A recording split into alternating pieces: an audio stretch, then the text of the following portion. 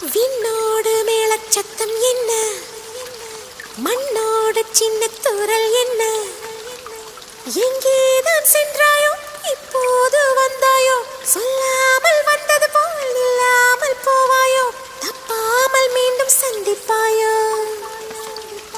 நீ வரும்போது